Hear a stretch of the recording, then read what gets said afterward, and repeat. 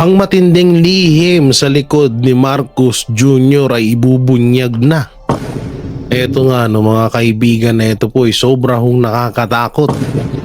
Na yung ginawa pala noon ng ama ni Marcos Jr. na walang iba kundi si Ferdinand Marcos Sr. ay ginagawa rin ngayon ng kanyang anak na si Marcos Jr. o si Bongbong Marcos Jr. At lalong-lalo na ho dito sa mga relihiyon sa Pilipinas. So ito po, may napanood at may nahanap po tayong ebidensya na kung saan ay etong si Marcos Jr. ay gumaganti pala sa mga relihiyon dito sa Pilipinas. At kauna-unahan niyang ginantihan itong KOJC na itinaguyod at itinatag ni Pastor Apollo C. Quiboloy. So ipapakita ko sa inyo yung ebidensya kung bakit ko ito nasasabi ngayon at kikilabutan kayo dito. At dito nga marami tayong mga papanoorin na mga video at ito pa yung isang video na mapatungkol sa ibang bansa na ginigipit ang mga relihiyon na ginagaya ngayon naman ni Marcos Jr. So ito, matagal na ho namin to sinasabi sa inyo na kung kayang gawin kung ginawa nga, kung kayang gawin sa KOJC at kay Pastor Apollo C. Quiboloy ay maaaring gawin din sa ibang relihiyon. At sa totoo nga lang ay may mga bali-balita na parang isusunod na nga itong Iglesia ni Cristo at iba pang mga relihiyon dito sa Pilipinas kapag hindi sila sumunod sa kagustuhan ng Administrasyong Marcos. Grabe na to mga banateros, mga kabiyaya, talagang tatayo ang balahibo nyo rito sa mga babasahin natin, no? So meron muna tayong video na papanorin at eto na nga ho yun, no?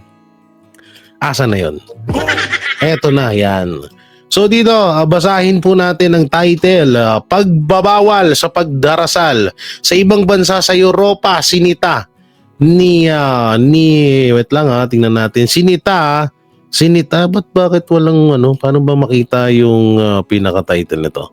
Sinita ni Vice President sa Amerika. So ito po, panoorin ho natin itong balitang ito. Sobrang to. Oo. So ito po ay mahalin tulad sa ginawa ni Marcos Jr. dito sa Pilipinas at walang iba kundi doon sa KOJC. So panoorin ho na. Pinagawa palang krimen ang pagdarasal sa ilang bansa sa Europa. Isang matapang na pahayag ang binitawan ng kasalukuyang Vice Presidente ng Amerika tungkol dito. Alamin natin ang detalye mula kay MJ Mondejar. Sa harap ng mga lider ng European Union, matapang na sinita ni US Vice President J.D. Vance ang issue ng religious freedom sa UK. Nakarating sa ikalawang Pangulo ng Estados Unidos ang hinaing ng mga Kristiyano sa Europa na tila nagiging biktima ng diskriminasyon. Sa kanyang talumpati sa Munich Security Conference sa Germany, mariing kinundena ni Vance ang sitwasyong kahit ang tahimik na pagdarasal sa pampublikong lugar ay tinuturing ng krimen. A little over 2 years ago, the British government charged Adam Smith Connor, a 51-year-old physiotherapist and an Army veteran, with the heinous crime of standing 50 meters from an abortion clinic and silently praying for 3 minutes. Ayon kay Vance, nakababahala ang ganitong batas na tila sumasakal sa kalayaan sa paniniwala. Bukod pa rito, mabigat ang ipinapataw na parusa sa sino bang lalabag.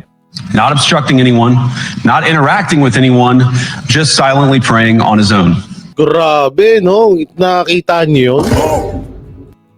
Na yung pagdarasal sa ibang bansa ay ipinagbabawal na at itinuturing na hong krimen. Kung ito kasi kaya ako pinapanood sa inyo nito is para humaliwanagan ho kayong lahat, no? Na kung bakit ba kasi kung iisipin nyo isipin nyo maigi. Ang KOJC, si Pastor Apollo C. Quiboloy isa yan sa pinakamalaking parte ng pagkapanalo ni Marcos Jr. Pero ilang beses kahit kami hanggang ngayon ay nag-iisip po kami na bakit bakit ginagawa ito ni Marcos Jr. dito sa kay Pastor Apollo Kibuloy? At maaaring gawin ito sa iba pang mga relihiyon dito sa Pilipinas. No? Kasi isipin niyo, Megi, anong dahilan na bakit para magalit itong si Marcos Jr. sa kay Pastor na isa sa mga tumulong sa kanya? Isa sa mga kasi nga ito, bukod ho doon sa sinasabi na may offer na inoopera ng KOJC na para maging katulad ng ibang mga mainstream media ngayon na nagpapalaganap ng parang kontrolado ng Administrasyong Marcos, gustong mangyari yun sa SMNI na kaagad naman tinanggihan ni Pastor yun. So isa yun. So doon, hindi mo pa rin masasabing karapat-dapat na gawin sa isang relihiyon, balahurain, bastusin mo ang isang relihiyon dahil lang hindi ka nasunod. At yan, iisa-isahin ho natin yan. So tuloy pa natin tong video na ito. After British law enforcement spotted him and demanded to know what he was praying for, Adam replied simply, it was on behalf of the unborn son he and his former girlfriend had aborted years before. Ang tinutukoy ni Vance ay ang buffer zones law ng UK na nagtatakda ng safe access zones sa paligid ng mga klinika at ospital na nagbibigay ng abortion services. Layunin ng batas na ito na protektahan ang mga kababaihan mula sa posibleng harassment o panggugulo habang sila'y kumukuha ng mga serbisyong ito. Ngunit ayon kay VP Vance, maging ang pagdarasal sa loob mismo ng pribadong tahanan sa Scotland ay maaari na ring ituring na krimen. But no, this last October, just a few months ago, the Scottish government began distributing letters to citizens whose houses lay within so-called safe access zones, warning them that even private prayer within their own homes may amount to breaking the law. Naturally, the government urged readers to report any fellow citizens suspected guilty of thought crime. In Britain and across Europe, free speech, I fear, is in retreat. Samantala, sa Amerika ay muling pinalakas ang freedom of religion sa ilalim ng Trump administration. Katunayan, ipinahinto ni US President Donald Trump ang weaponization ng DOJ at FBI laban sa people of faith sa US. Isa sa mga lubhang naapektuhan ng religious persecution na ito sa ilalim ng Biden administration ay ang Kingdom of Jesus Christ o KOJC.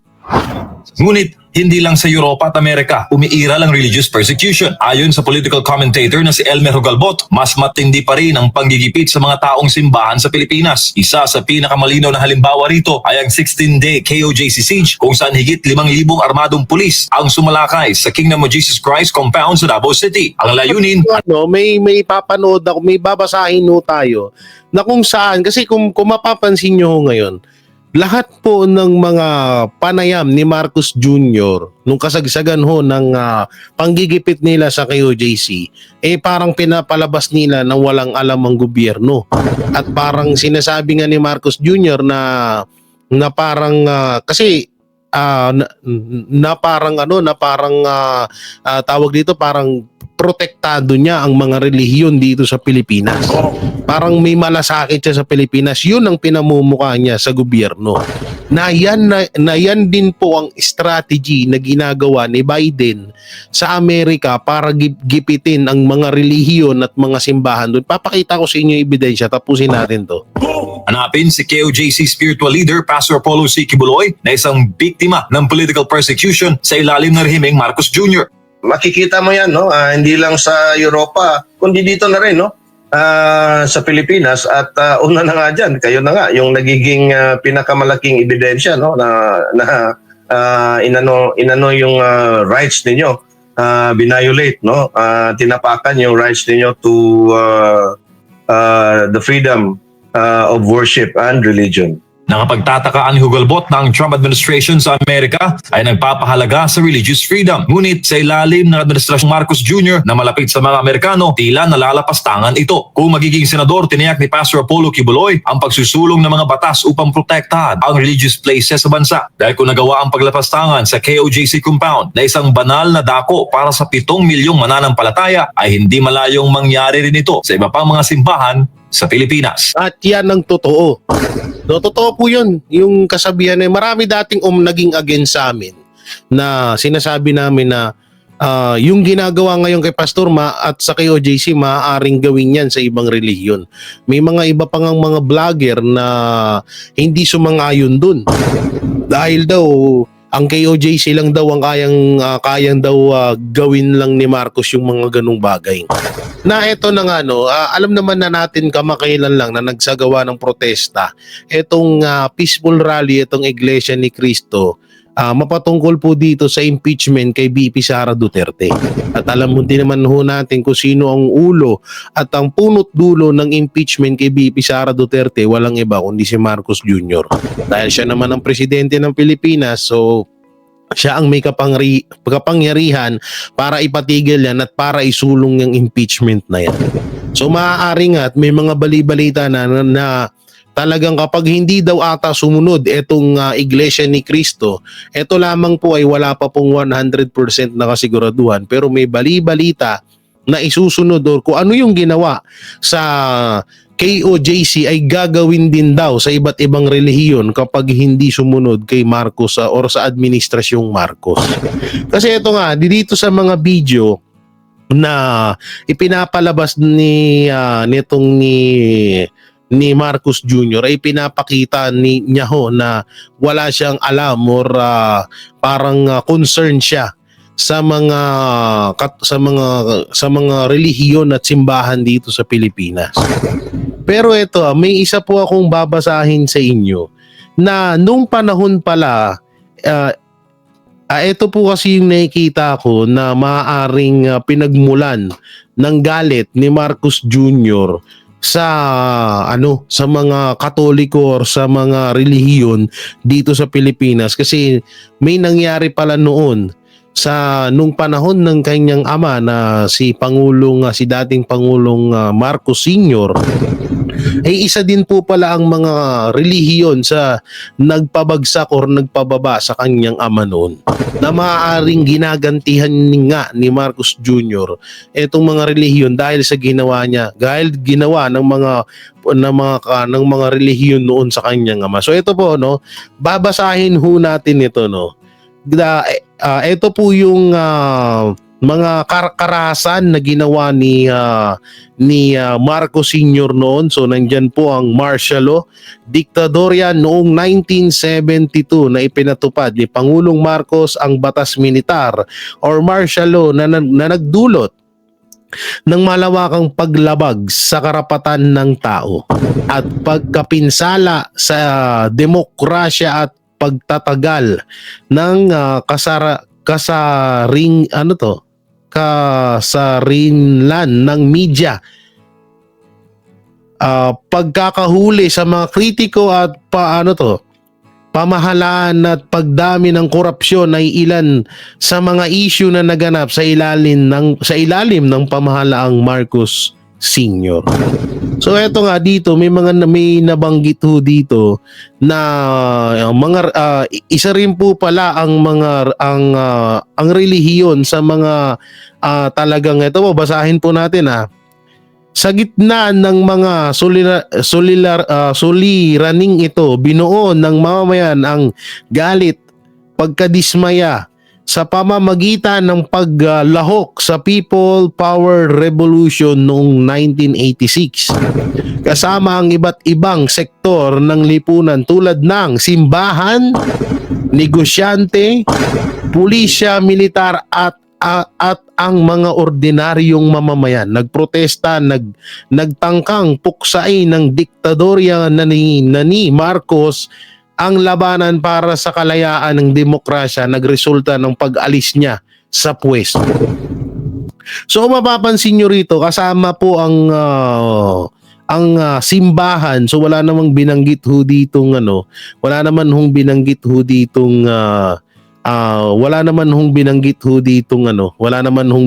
ho ditong kung anong relihiyon. Pero ang pinakamalawak, nakakatakot ay kung mapapansin nyo, ganito ang mga kasama ho sa pagpapababa sa pwesto ng administrasyong Marcos Sr.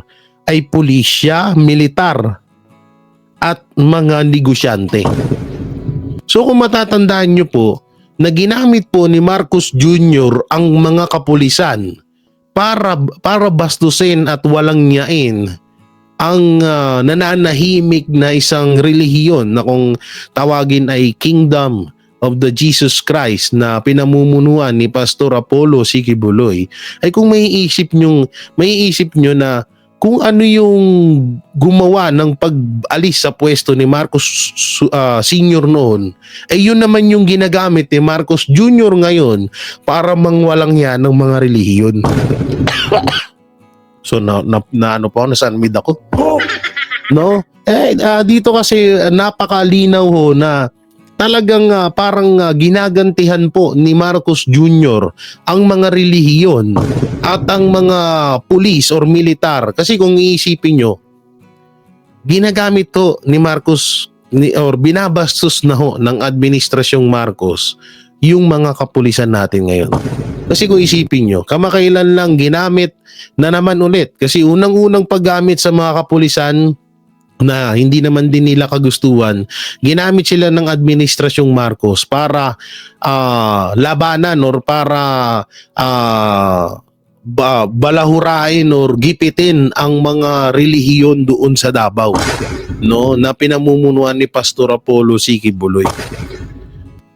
Doon ginamit sila para walang nyain yung nananahimik na samahan, nananahimik bastusin yung simbahan ng KOJC, diba? So ginamit ang mga kapulisan doon at ulit na naman na ginamit kamakailan lang na pinagsuot ho ng mga t-shirt na kulay red ang mga kapulisan at idinala po sa isang rally.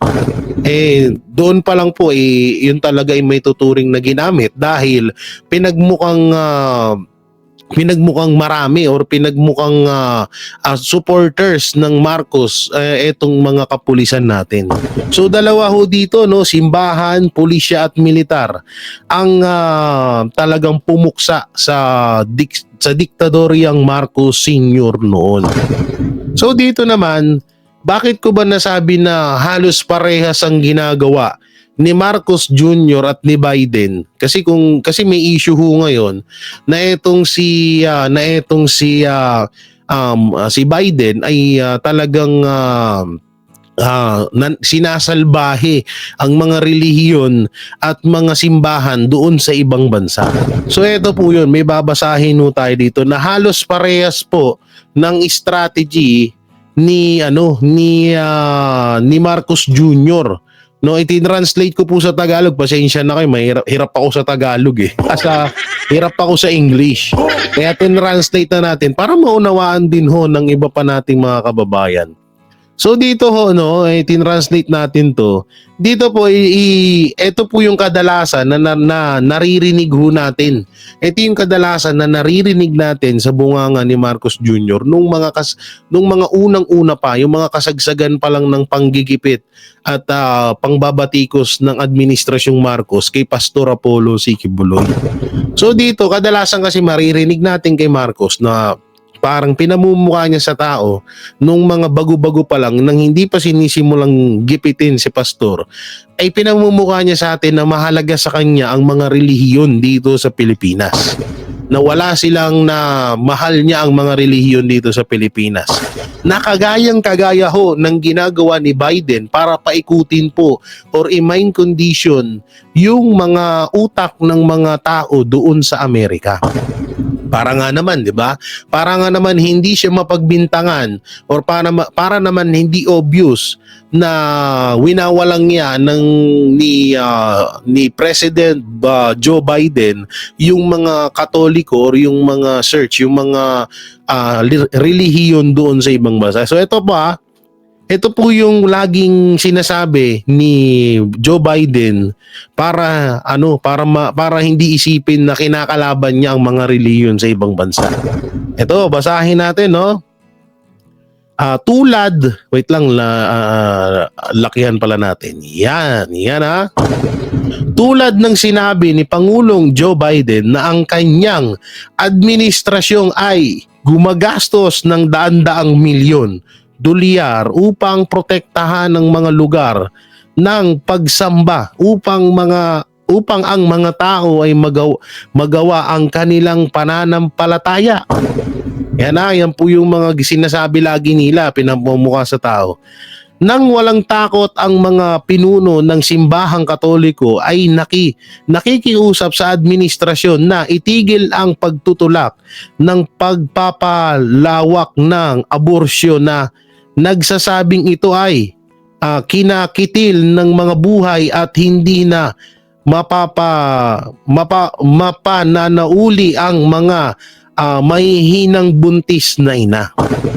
So dito sa una, ang ano rito ni Joe Biden ay parang pinamumukha niya sa taong bayan, na parang pinamumukha niya sa mga tao dun sa Amerika na suportado niya nga itong mga Katoliko na to or itong mga relihiyon.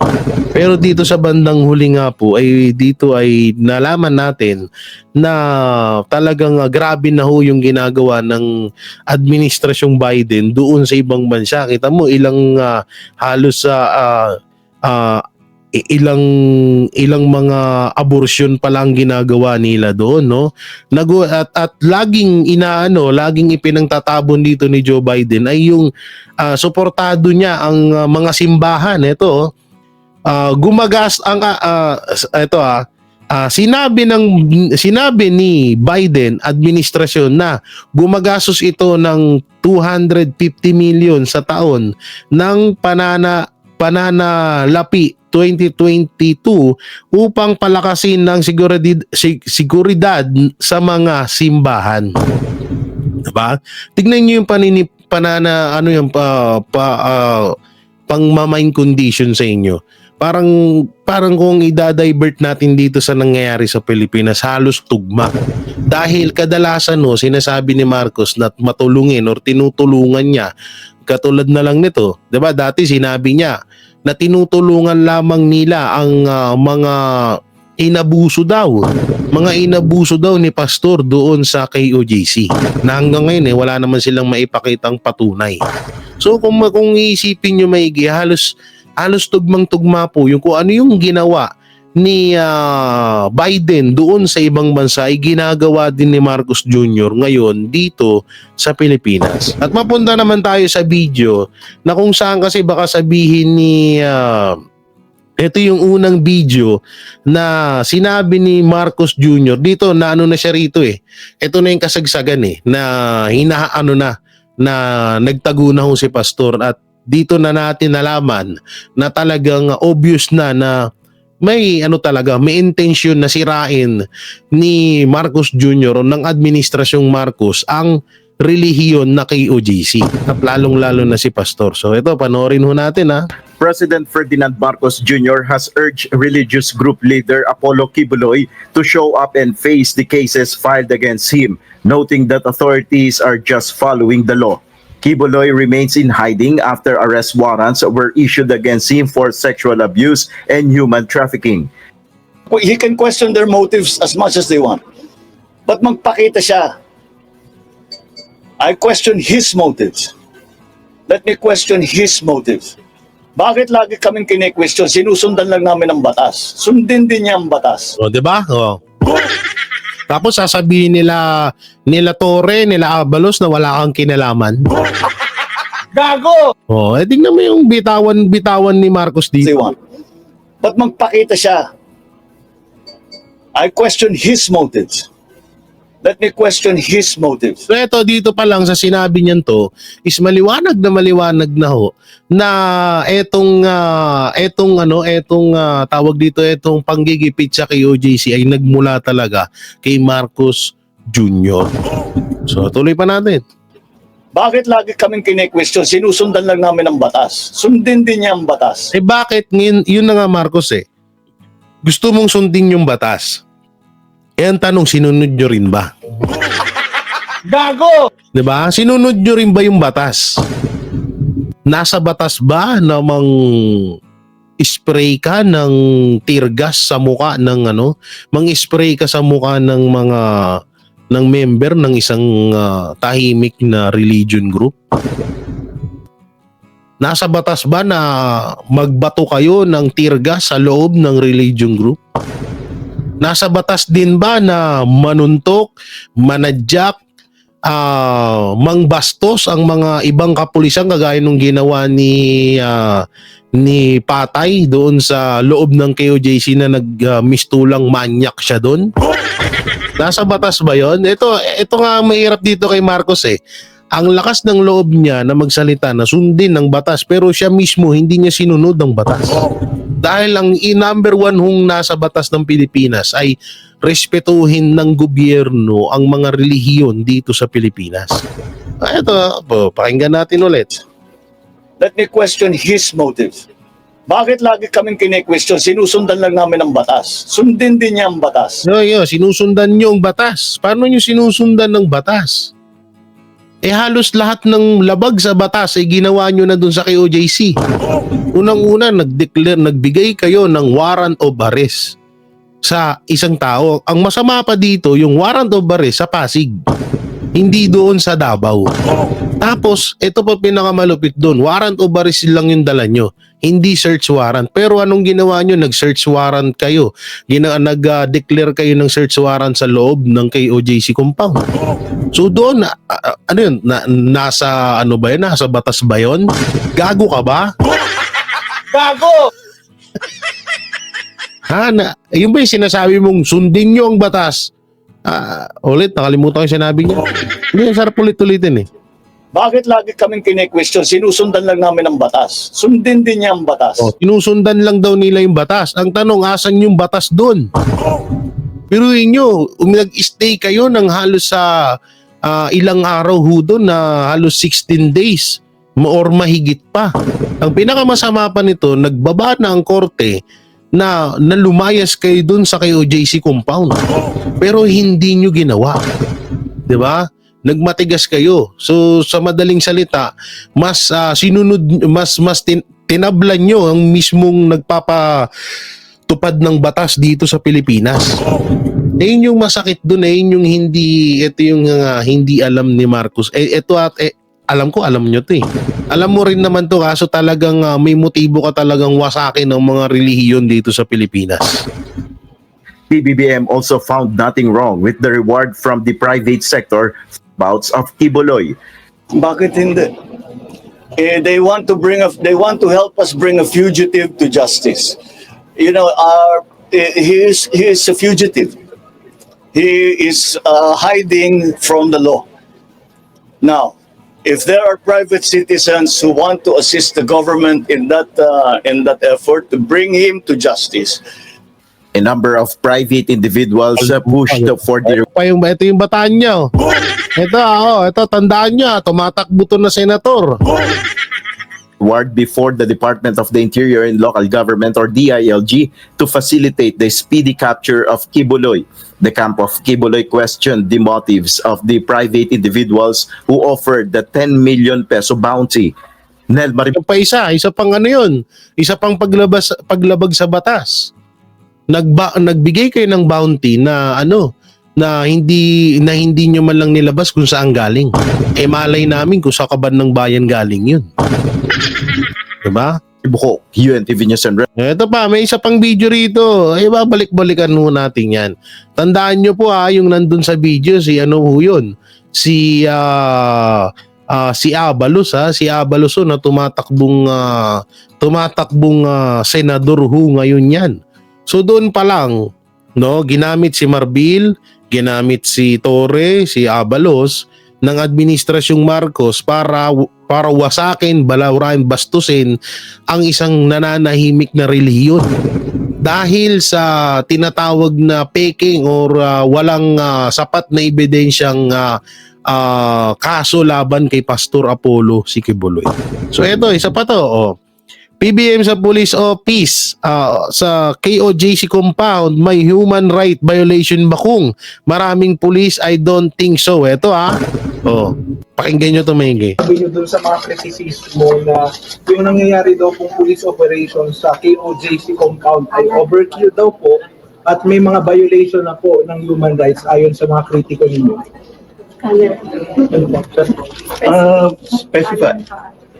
Yung daw pong pagde-deploy ng sobrang daming police at saka yung blockade, yung mga nadidisrupt na daw po yung normal. Meron bang human rights violation kung maraming pulis? Yun pong sabi. Bobo.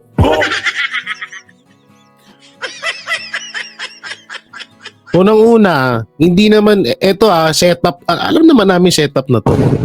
Unang-una, wala naman talagang human rights na violation sa maraming pulis. Eh kung maraming pulis naman dyan, talagang maraming pulis dito sa Pilipinas. Ang pinupunto rito, maraming pulis na kargado, naka full battle guild sa loob ng KOJC or sa harap ng isang banal na simbahan. Yun yung tinatawag na bakit yun yung pinupunto ng panig ng KOJC dito. O tignan nyo, dito pa lang sa ano na to, sa video ito, nagmamaang-maangan pa dito si Marcos. Dito yung tipong tinatawag na parang minamind condition niya yung utak ng mga tao. I don't think so. There's no. Anyway, the reason we did this was that so that we could maintain the peace. The only way to maintain the peace is to make sure that the area is safe and is secure. Tang ina. Tignan nyo tignan nyo yung ginagawa niya at pakinggan ano rin nyo yung mga laging sinasabi ni Biden. Halos si isa lang. And considering this is a 30-hectare compound, kailangan mo talaga ng maraming tao. Hindi mo pwedeng gawin ito na isang dosenang pulis. Para hindi na bale yung mga lumalaban o yung mga nagre-resist, nanghaharang, hindi na bale muna yun. Para lang yung pag-inspeksyon ng 30 hectares, kailangan mo na kagad ng maraming tao. So, kailangan mo ng maraming tao sa ilang araw? Ganun yung ano mo rito, Marcos? Do you think I do not see. I think what they're talking about is political na yan. Hindi na totoo yan. You go to any human rights advocate, there's nothing that we did. Lahat ng pumasok na pulis, hindi armado. Ayan na, lahat ng pumasok na pulis, hindi armado. So, tingnan natin kung hindi nga ba. Ito yun, Punta tayo sa Google. KOJC Siege. Ito, Siege. Yan, tingnan natin yung mga picture. Walang alinaw ng sinabi niya, walang mga hindi daw armado. Is political na yan. Hindi na totoo yan. You go to any human rights advocate, there's nothing that we did. Lahat ng pumasok na pulis, hindi armado. Walang baril, kahit isa. Hindi kami gumamit ng tear gas. Wala kaming ginawang ganun. So ano yung human rights violation? Marami lang. Kung kukonti yun, mas marami pang nasaktan. Mas maraming nasaktan na supporter ng Kingdom of Jesus Christ. Maraming nasaktan na pulis. Dahil maglalaban. So kung marami, itapos ka agad ang problema. So that's what we done. Ito ito dapat yung pinapatawag ng Congress. Ito yung fake news. Tingnan natin. Ito. Wala daw armas ang kapulisan. Walang armas daw. Ito, tingnan natin to. Walang armas ang mga kapulisan. Nasaan na yun? Nasaan na yung picture na yun? Walang armas nasaan na yan? Nawala. Dito tayo. Nasaan na yung mga sinasabing walang armas? Na walang armas dun sa KOJC? Ito ata yung sinasabi niya nasa labas lang paano yung nasa loob? Nasaan na yan? Si Tory na lang siguro. Yan yan ito papakita ko sa inyo. Nasaan na yan? Pindutin nga natin, hindi ko mapakita. Dito pa lang, paano walang armas? Anak ng teteng. Ito fact check ka dito. Mindanao News. So yan fact check, walang human rights. Wala daw Ito, ano to? Ayan yan, ano yan? Hindi ba mga baril yan? Hindi ba yan? Hindi ba mga armas yan? Ang linaw, oh. Lahat sila yan, oh. Naka full battle gear pa, oh. Ano, ha? Buhay ka pa ba? Anak ng teteng. Oh, fact check ka rito. Ang dami pa dyan. Ang dami pang ebidensya na talagang puro barel lang mga pumasok dun. No? Dito pa lang oh. Dito pa lang sa ginawa nyo to, paglabag na sa batas eh.